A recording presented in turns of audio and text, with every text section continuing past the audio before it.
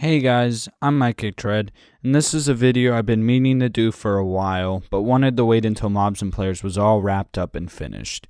If you saw by the title, this is a behind-the-scenes look of Mobs and Players. And just a quick heads up, there are major spoilers throughout this entire behind-the-scenes, so if you haven't watched Mobs and Players yet all the way through, I'd suggest watching it first. Since the video is a little long, I've provided timestamps in the description for your convenience if you want to skip around and only hear about certain parts of the process. But without further ado, here it is. Enjoy! This is how it all started. September 7th, 2014. I was on my phone at night and I typed this idea as a potential for a continuation of my previous series, A Minecrafter's Tale. After a big apocalyptic event, everyone has mutated into monsters. Creepers, zombies, skeletons, spiders, etc. all roam the land as normal human beings would. The land is ruled by a ruthless creeper who doesn't care about anybody. A spider who wants to get rid of him meets a skeleton who has common interests. At the end, the spider figures out that he was once a person named Steve, and the skeleton is Wiki. They reunite and celebrate their friendship. Sounds very far off, but it had some of the ideas like the mobs roaming the land and the land being ruled by a creeper. But it wasn't really complete yet, so I sat on it for a while. 20 days later, I made a completely different pitch for a YouTube series. The world is divided into 3 worlds. 1, the end, is where the main company that runs the entire universe lives. Everyone works there, if you can get a job. The overworld, where most everyone lives. The humans work with all the mobs so they don't kill each other. Then there's the nether, a place where the company sentences people to die. The harsh environment is not viable for human life, nor mobs either. Again, not a lot there, especially in terms of grammar, but the basic ideas of people working in the end and being sentenced to the nether was there. And keep in mind, I had no idea if this concept was supposed to build off of the first one, but it eventually did. This next document outlines the story a bit more. I made this document and the next ones over the following weeks after the second idea with the free time that I had. I came up with a base character and gave him some ideals for him to follow, even though they didn't really hold throughout the whole show. I also outlined the corporation, which at the time was apparently ruled by the last human in the world. I believed it was supposed to be some sort of twist, but it made no sense why he would murder his own kind just for being humans, so I scrapped that idea. The setting was highly based on the second pitch that I made, but I was sure not to put any actual years in the hopes that I could make more series in the future. Flipping over to the backside, I wrote a little bit about Chris's family, but I would later change it to be twins for kids and not just one. The plot at this point had evolved into 3 separate episodes. I had intended for this to be a mini-series at this point, and never really considered making it as big as it ended up being.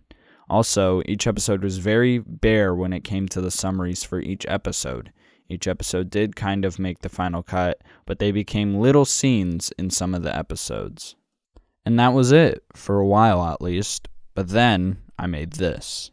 11 pages of summaries planned out into 9 episodes. This would become the basis for the series, and this is where I came up with the twist that John and Logan were the same character. But at the very end of episode 9, I had the dialogue already completely written out because I knew exactly what I thought they should say. You'll see later that these lines actually did make it to the final cut. There were also more edits I made to the summaries after writing them because I realized that they didn't make any sense or wouldn't fit too well. Over the next month or so, I began to write out all the scripts for each episode. In fact, episodes 8 and 9 were mostly written on a plane back from a vacation. This is the folder where I kept all of the printed copies and other documents. In the front was the description of the project, number of episodes, creation date, and runtime. From there was the cast list I created to assign people to roles. If you noticed, Mobs and Players has a lot more variety in the way of cast members than A Minecrafter's Tale, simply because of the number of people willing to volunteer their voices. This next sheet was made as both a checklist for the lines that were done for certain episodes, and to show order of appearance for each episode. Finally, I made a line count once all of the scripts were locked in. As you can see, there was a total of 1,227 lines for this series, and I single-handedly recorded 525 of those lines. Script after script was written, with a total of 9 episodes, which was quickly changed to 8 episodes after I realized that the scripts for 7, 8, and 9 were only about 11 to 12 minutes long based on the number of pages. And with that, the scripts were done and ready to be recorded and filmed. At least, that's what I thought, until I reread the remaining scripts while episode 5 was being produced. I noticed that after careful examination that the dialogue was too bland and not really realistic.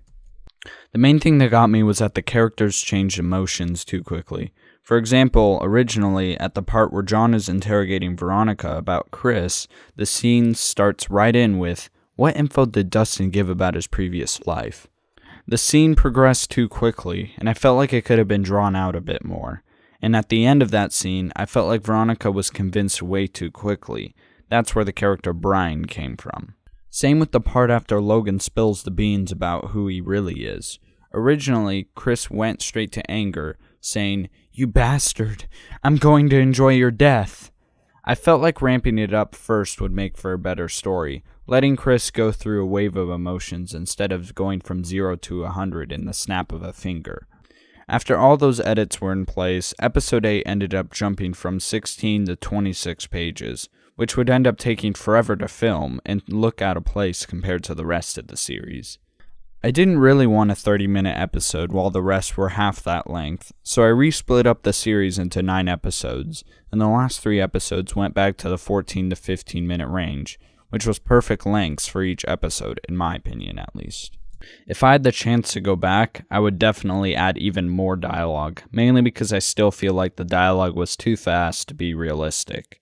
But that's enough about writing scripts. Let's get to the sets. Throughout the whole series, I had 3 main sets, with one being where I filmed the majority of my scenes.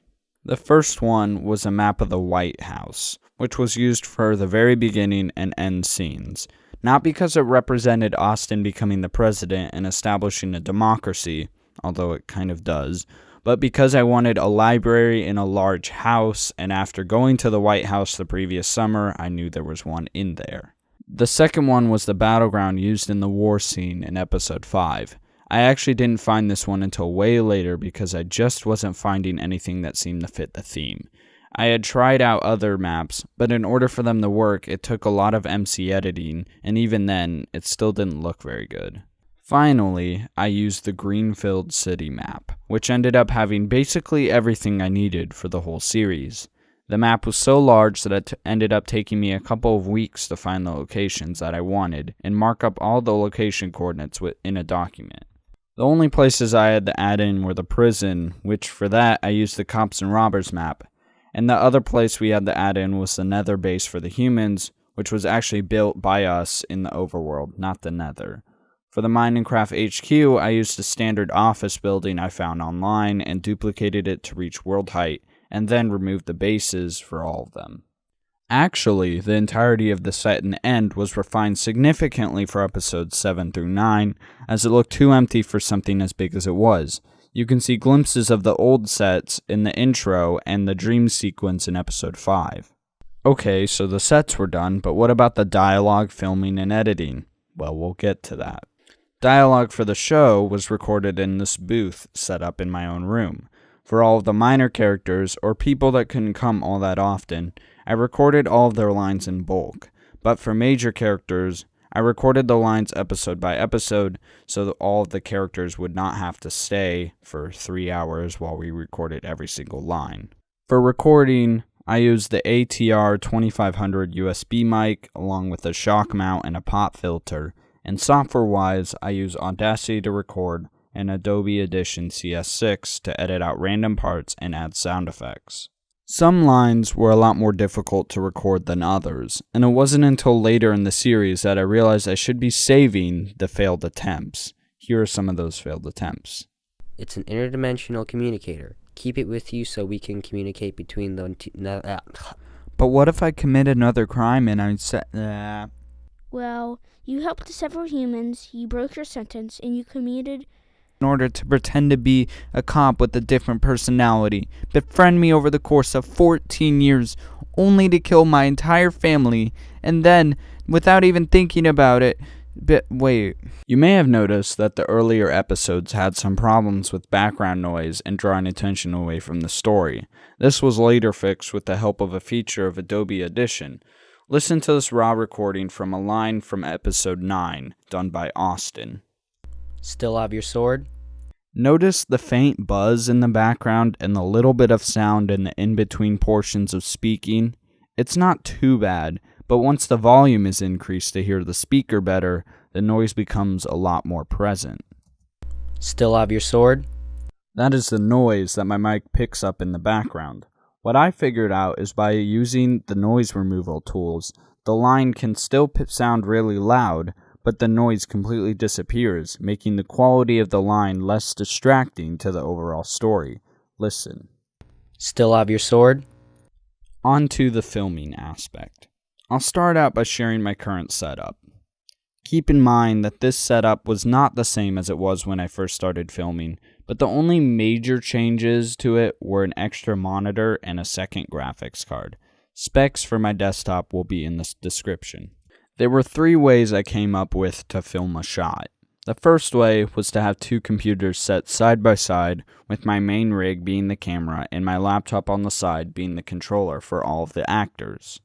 This way was good for shots in which only one person needed to move around or be in frame, since I could only control one player at a time. For these types of shots, I also used a Razer Nostromo, which was set to play the audio file whenever I hit a button. The way it worked is that I would place the specific line in iTunes on the laptop, get the character in position, hit F10 on the keyboard to start recording, hit play on the Nostromo, and then move the mouse to sync up the head movements with the respective lines. Sometimes there were shots in which more than one person needed to be moving at a time. I then had 2 options for filming.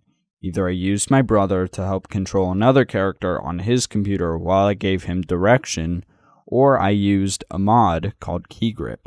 KeyGrip is a mod that allows people to motion capture a player doing an action, then being able to replay said action as the same player, or replay as a mob.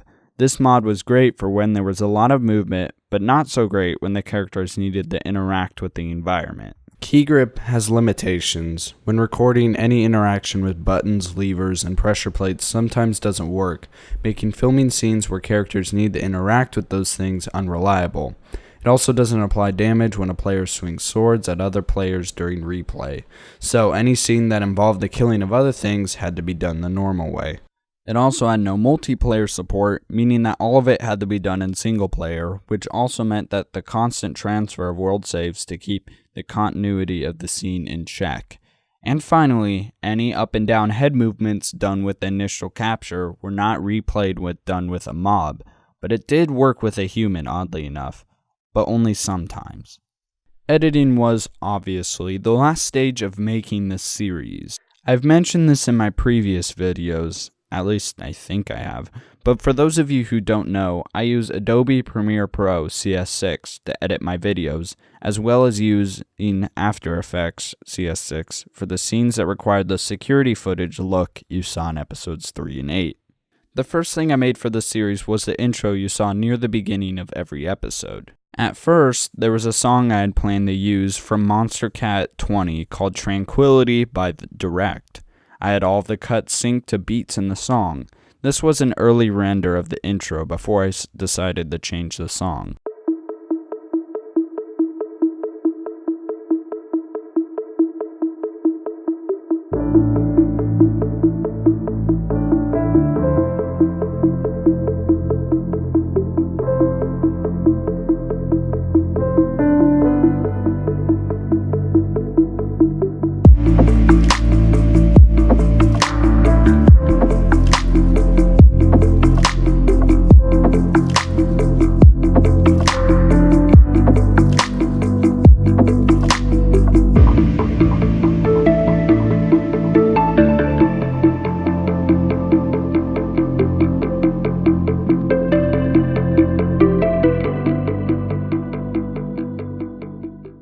The song, in my opinion, was perfect. It really captured the tone of the show and reminded me of the intro for the show House MD, a series I used to watch a lot and really enjoyed. Before episode 1 was finished, I posted the intro on YouTube privately to see if it would get copyright claimed, and it did. I didn't want every single episode to get claimed just because of the intro, so as much as I liked the song, I had to change it. I finally settled on a copyright-free song called Lightless Dawn by Kevin MacLeod, which is a song you hear today.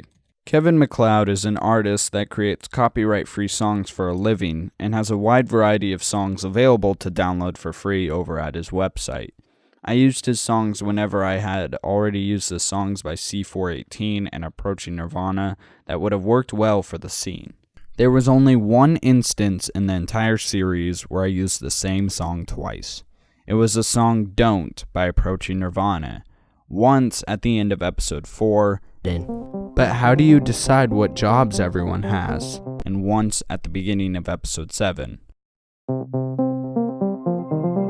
Although if I had to replace one of them, the one at episode 4 would be replaced, since it didn't really fit as well as the one for episode 7.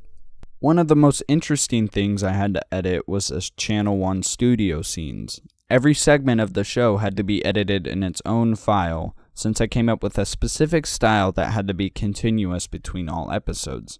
The intro with the logo was also created through After Effects. During editing, I often reference the written script to match up the line with the footage.